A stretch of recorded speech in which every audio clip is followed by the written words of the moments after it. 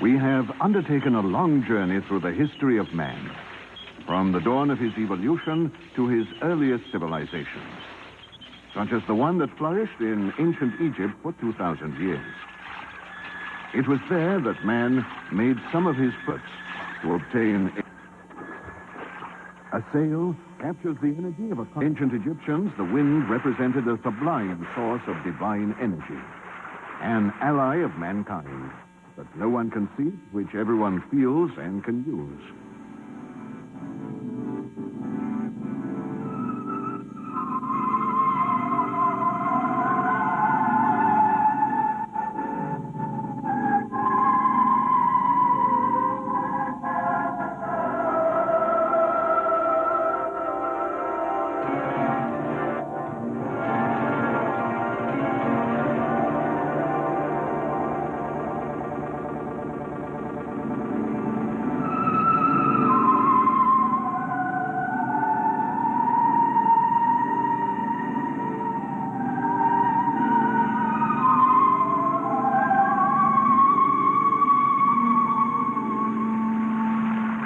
The wind, that friendly god who brings rain-bearing clouds to make the crops grow and powers sailing boats even against the current.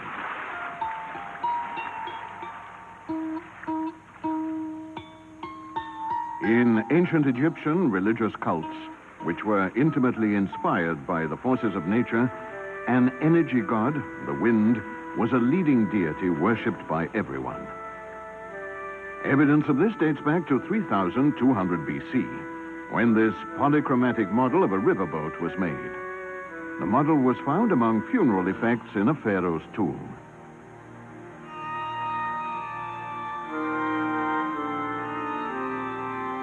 When worship of the wind god was embraced by all those who lived on the banks of the Nile, Egypt became a united country for the first time.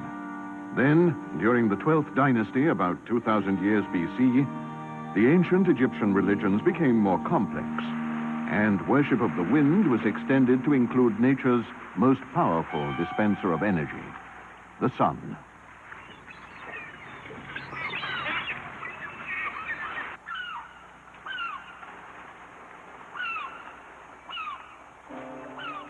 Amun-Ra, the supreme god, was born.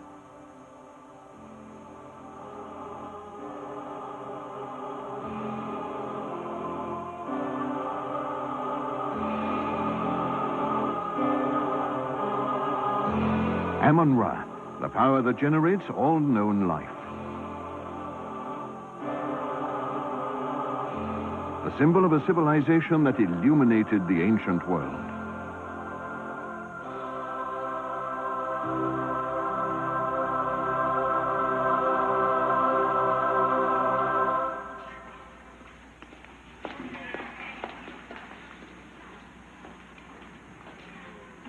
In the Amun-Ra room in the Cairo Museum, bas-reliefs from temples and the remains of altars are vestiges of the sun god cult from the reign of Akhenaten, the pharaoh who tried to stamp out his people's polytheism and induce them to worship only one god, the sun.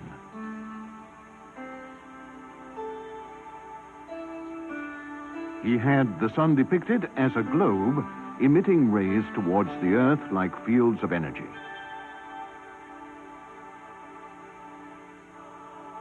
Energy from the sun spreading out across the sky towards man's planet to make it fertile and prosperous and ever richer in the great constructions that every pharaoh and his people felt duty-bound to build, not only to the glory of Amun-Ra, god, energy, sun, but also as monuments to the pharaoh himself, a god in his own right. A pharaoh's subjects were required to build a flight of steps to help the divine sovereign, after his death, to climb up to heaven. Gigantic slabs of rock were gathered with that symbolic intention in mind and used to construct the pyramids. The sun, a gentle breeze, heat and wind, synergy. A fascinating hypothesis, even if so far practical application has been disappointing, that may well be the answer to our present energy problems. At several desert locations on our planet, solar installations absorb energy from the daytime star. At other sites, experimental installations exploit the power of the wind.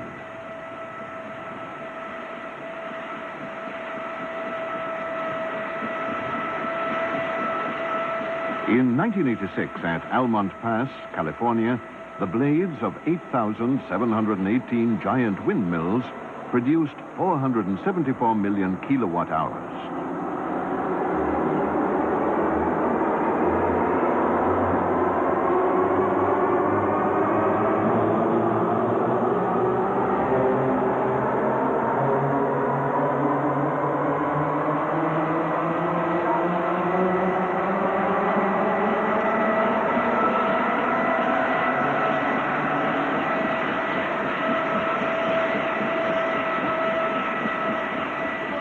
Again in California, the 1,818 giant mirrors of Solar One in the Boston Desert generate power by harnessing the sun's heat.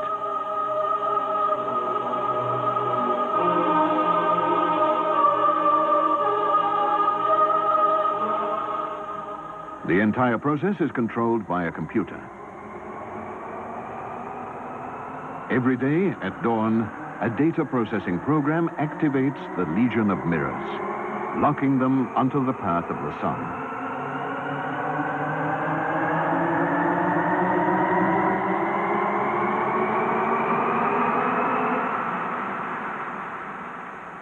As the day grows older, the solar rays caught in the mirrors are concentrated at the top of a tower to create the steam that drives a generator. The installation produces 10 megawatts of energy, enough to run an irrigation system that has reclaimed 12,000 hectares of desert.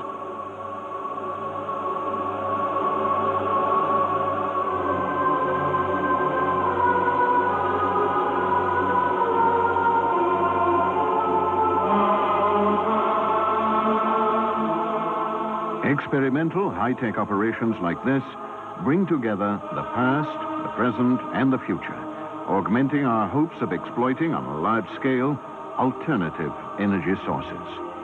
A preview of the revolutionary technology that man is hoping to develop to produce an ever greater supply of energy. Cleaner energy.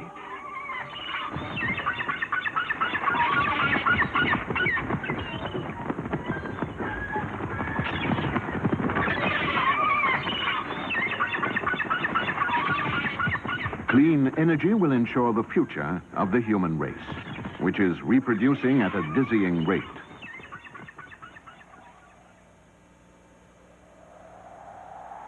The world which we inhabit by the billions was, until a relatively short time ago, in every corner of the globe, a boundless territory in which primitive man lived in harmony with the environment.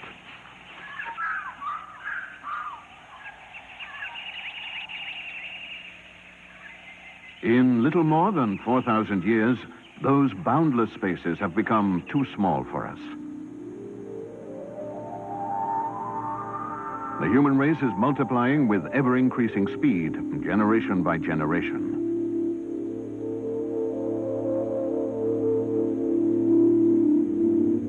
Much of the world's history had already unfolded before the population reached its first billion at the beginning of the 19th century. More than a century was to pass before that number doubled.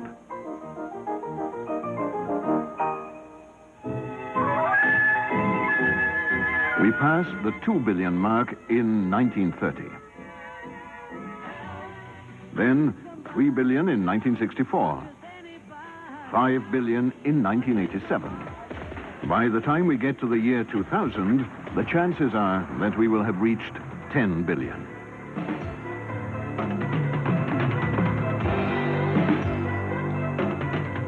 This time-lapse sequence filmed in Los Angeles from dawn to dusk to nighttime shows the frenzy of modern life and that other unmistakable feature of our times, growing urbanization, which is both its cause and its effect.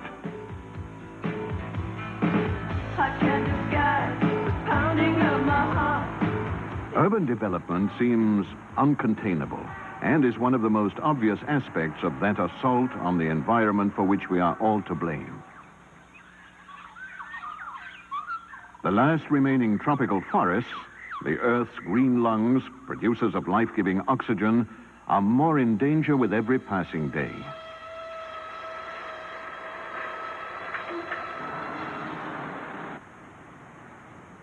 Deforestation destroys annually an area the size of a small country.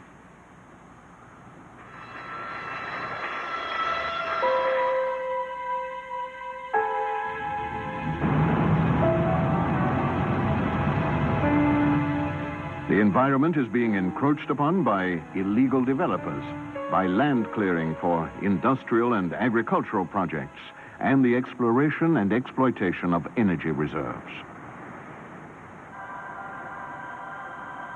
At first sight, as we look around us, we might even be proud of the way we have developed our planet, the many different cultures and civilizations that have flourished throughout the ages, on every continent, in every corner of the Earth.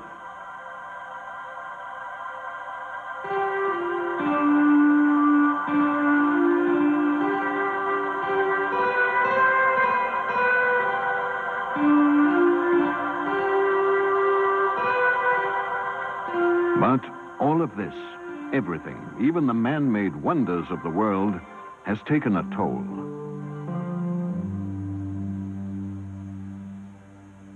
A price that all too often has led to the release of toxins polluting the air, even around the magnificent landmarks of the world's proudest capital cities.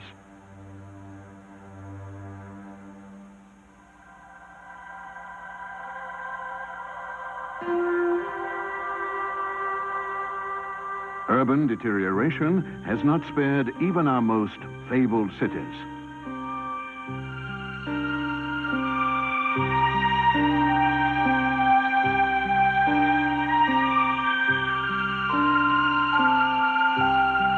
The plight of Venice reflects a provocative issue. To supply the 100 million wooden stakes that were driven into the floor of the lagoon to support the canal city, entire forests in Dalmatia and Carniola were completely destroyed. An architectural jewel in return for great works of nature, perhaps a fair exchange in the case of Venice. A noble exception in the ongoing contest between man and his environment.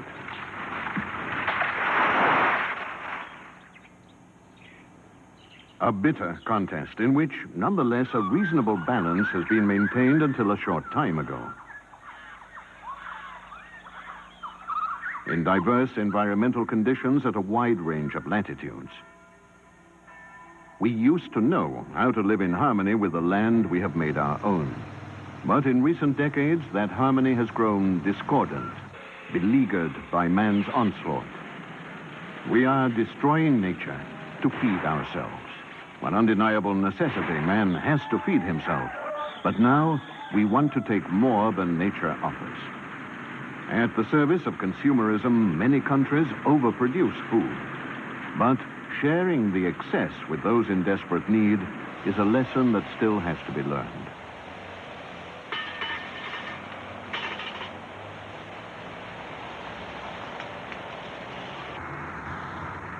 Beyond the islands of prosperity, the fate of the poor has never changed. In many parts of the world, malnutrition claims victims every hour, every second. While consumer societies choke on their own waste, garbage upon garbage produced by populations that continue to breed, consuming more and more, and regurgitating a continuous flow of noxious waste.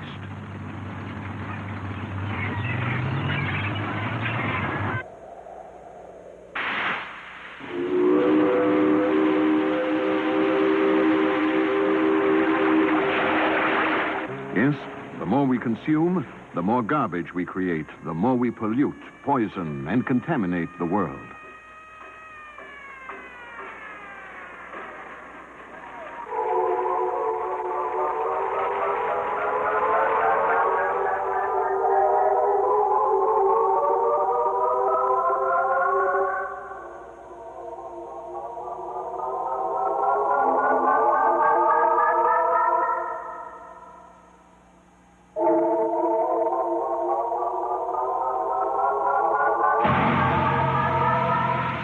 our consumption of energy exceeds every reasonable need. A spiraling excess of demand, supply, and consumption that can explode with serious consequences.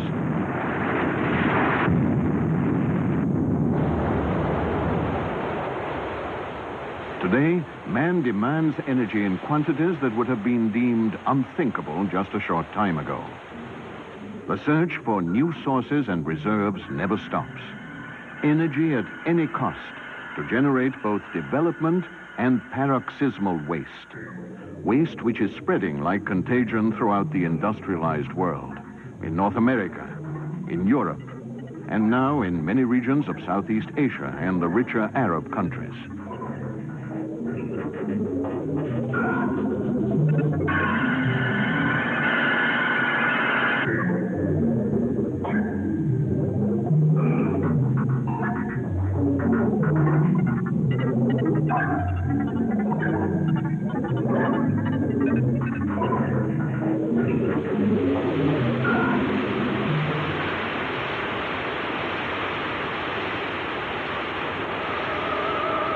The need to feed ourselves, deck ourselves out in glittering energy, and cater to basic, justifiable day-to-day requirements in keeping with a modern rate of economic development is stimulating ever more intensive exploration and exploitation of energy reserves, and the construction of more and more powerful generating plants.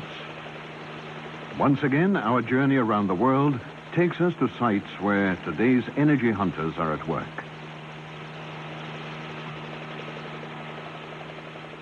Among the descendants of the primitive energy hunters who used flints and the woomera are highly skilled technicians who build dams like the Itaipu on the border between Paraguay and Brazil, the world's largest hydroelectric power station. The current 12 million kilowatt output will soon be increased to 18 million. From Itaipu's blindingly white foam to the black reflection of a coal-bearing rock face. Another record-breaking installation, the Ijinsky open-cast coal mine in Kharkasha, Siberia.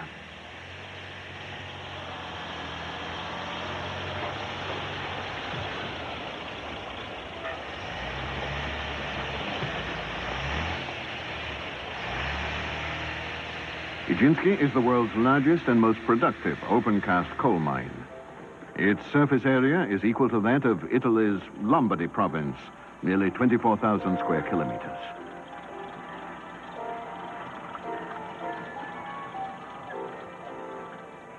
Exploitation of fossil fuel reserves around the world is being intensified to keep pace with market demands.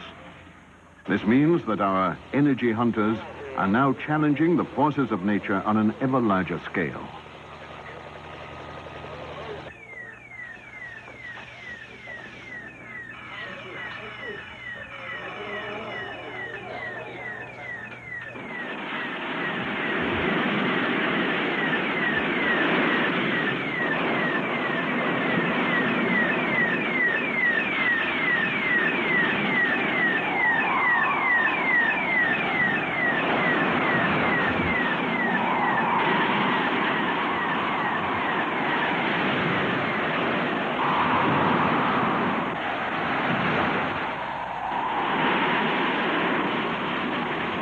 From oceans to deserts to the very limits of the polar ice cap, the search for energy knows no bounds.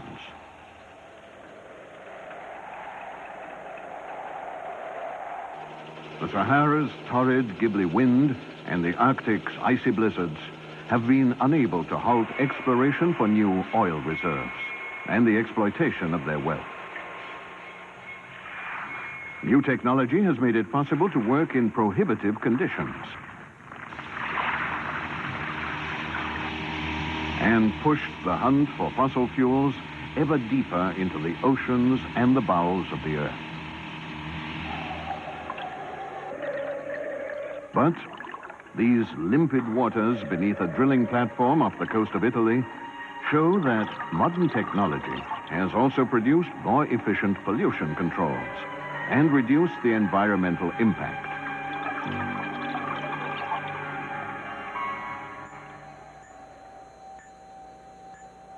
The Siberian natural gas pipeline cut an ugly swathe, thousands of kilometers long, through the taiga conifer forests of the Carpathian Mountains.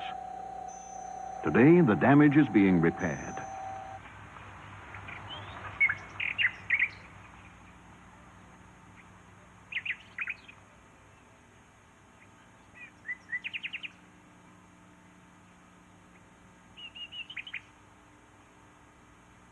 Many kinds of trees have been planted along the length of pipeline.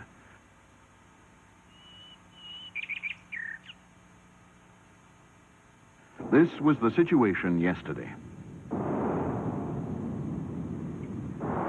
Now, new areas of forest are growing up to restore the environment to its original state.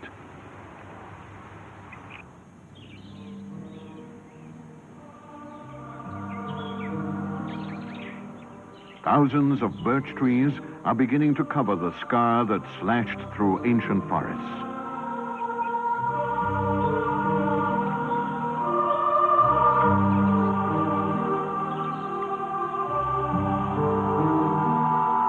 After crossing the Russian steppes and Eastern Europe, the pipeline cuts across the Alps into Italy.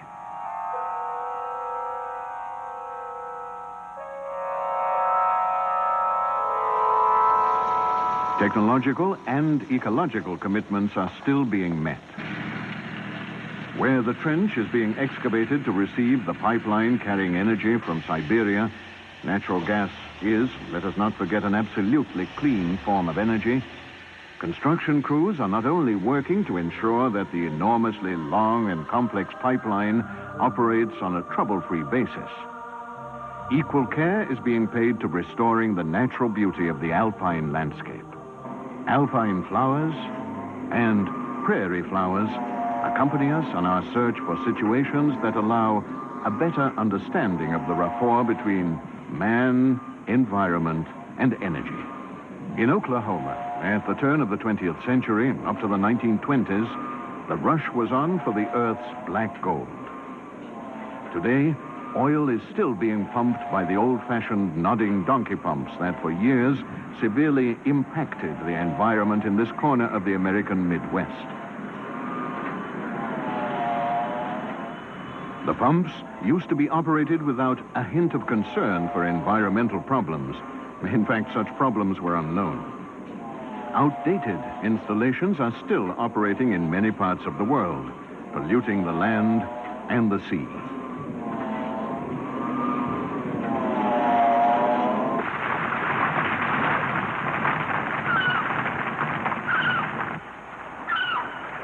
But wherever possible, new plants using more and more technology are replacing old ones.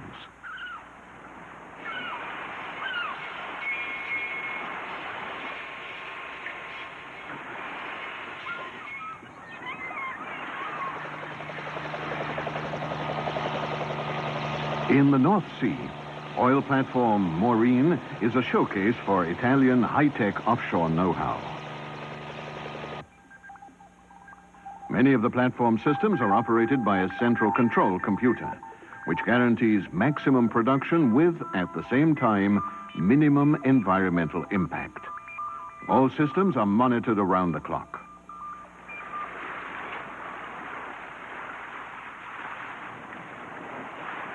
On the shores of the Mediterranean at Cape Bon in Tunisia, the pipeline that unites the Sahara and Europe faces the most critical section of its route as it leaves the desert and plunges into the sea, the Sicilian Channel. The giant machinery and the complex technological and financial aspects of the project might make the work of these local laborers seem insignificant, but it is, in fact, equally important. Where the desert and its oases have been ravaged, palm trees are being planted to hide the scars. Yet another indication that when he wants to, the energy hunter can find a way to put right the damage he causes to the environment. There is reason to hope, then, that man will be able to reconcile his thirst for energy with the urgent need to save nature from any further ruthless acts of devastation.